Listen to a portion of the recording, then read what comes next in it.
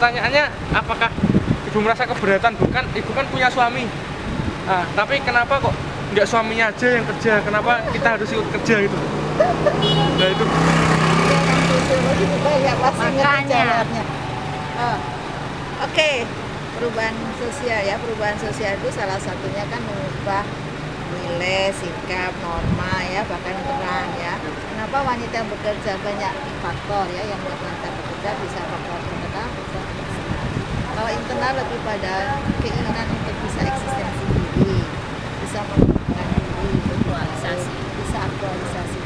Dan kenapa suami tidak bekerja? Saya kira suami tetap bekerja. Yang penting adalah ada toleransi, ada pengertian antar suami dan istri. Dan saya kira bukan hal yang aneh wanita kerja. Anda pernah membaca buku nggak? Apa? Bahwa ada 4 kecenderungan di dalam kehidupan masyarakat, di dalam relasi suami istri. Yang pertama, istri itu owner property. Jadi istri adalah kekayaan suami. Dia harus di rumah. Yang kedua, head complement. Istri adalah pelengkap suami. Yang ketiga adalah senior junior partner. Orang yang bekerja itu bisa senior junior partner. Yang terakhir, equal partner. Suami istri sama.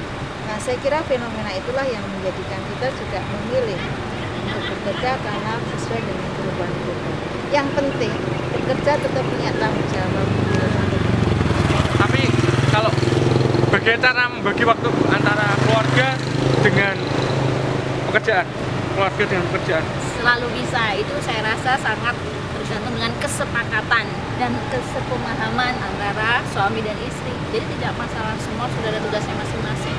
Bekerja kan juga tidak 24 jam, dan sekarang juga banyak sektor yang tidak selalu pemerintah, tapi juga sektor swasta, di mana para istri itu memiliki keleluasaan waktu untuk bekerja masih dengan mengurus anak dan suami.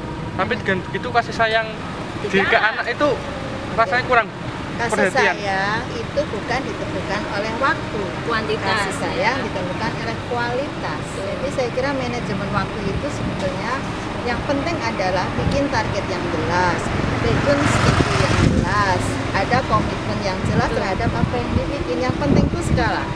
Misalnya ketika anak masih the old golden age ya, masih 5 tahun, mungkin saya eksternal aktivitinya agak berkurang. Tetapi sekarang biarin kan anaknya udah gede-gede, anak-anak ngerti apa yang kita lakukan.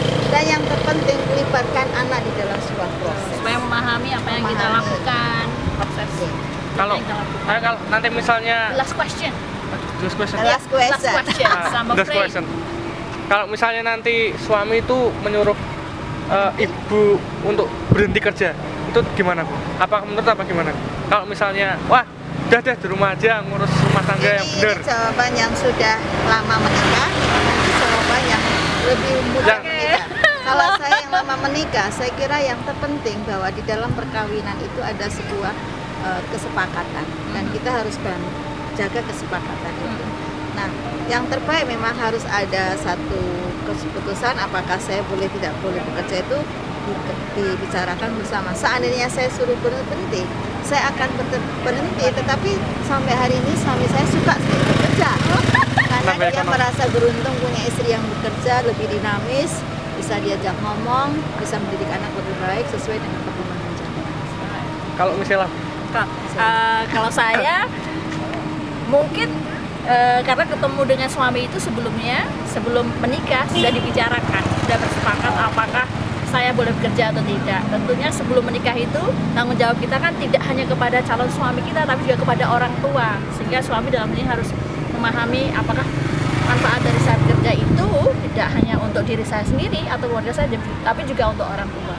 Tetapi kalau misalnya ada permintaan harus berhenti, maka harus kembali diletakkan pada konteksnya. Apa alasannya? Apabila memang itu diharuskan dan adalah pilihan satu-satunya, tidak masalah selama tadi ada alasan dan ada kesepakatan yang jelas. Tetapi karena sebelumnya dari awal sudah di-set bahwa tidak apa-apa kita bekerja, jadi saya rasa tidak akan menjadi masalah, insya Allah. Kalau saya malah menikah belum bekerja, That's lah. satu lagi, nggak menikah. Sudah.